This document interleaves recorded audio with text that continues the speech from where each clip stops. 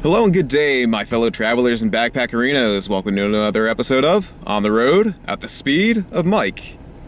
In this episode, we're going to be heading into South Carolina just for a short time, and it will be concentrated in mountain, bridges, wilderness area.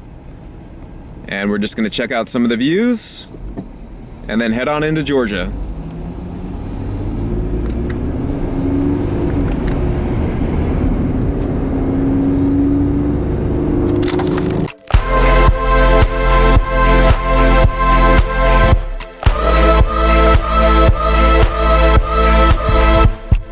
As you can see after passing the border from North to South Carolina, we've crossed the Eastern Continental Divide.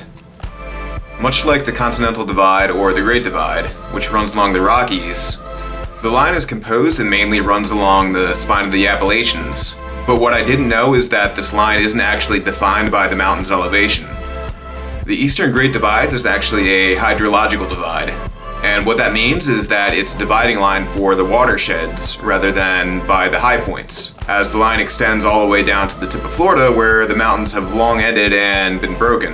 In broad terms, what that means is that, for instance, the Mississippi River watershed, meaning everything that flows into the Mississippi or into the Gulf of Mexico from all sides of Florida or Texas and everything in between, is separated from everything that flows into the Atlantic by the Eastern Continental Divide. And it's also encompassed by the Great Divide in the Rockies and then two others in the northern reaches. I didn't stop much here in South Carolina. The sun was fading and a lot of the trails were already closed in the Natural Bridges wilderness area. But I was able to make a quick, easy stop at Caesars Head Overlook just 15 minutes before it closed. This turned out to have a pretty good view of some of the surrounding mountains and then just the flatlands where they end into South Carolina and Georgia.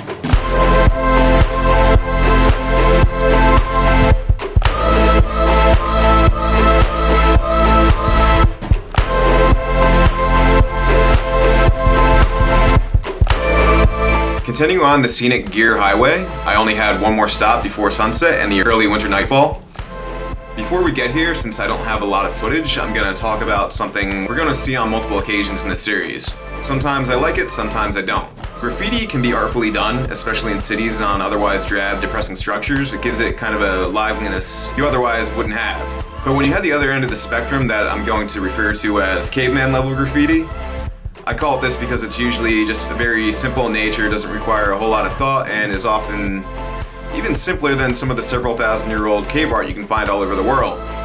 And it's usually done by high school kids who are, let's be realistic, oftentimes kind of cavemen in a way. I was one myself at some point.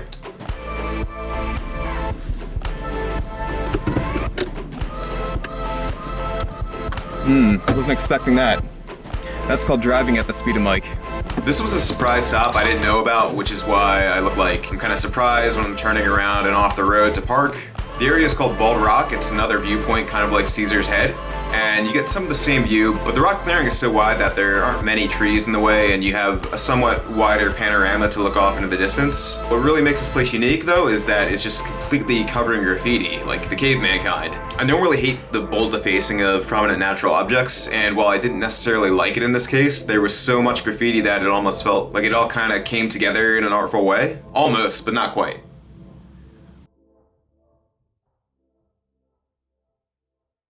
I'll leave it off by saying, love it or hate it, I'd rather have all the graffiti in this one area just be completely concentrated here, rather than all throughout the park, and I can appreciate that that just seems to be the case.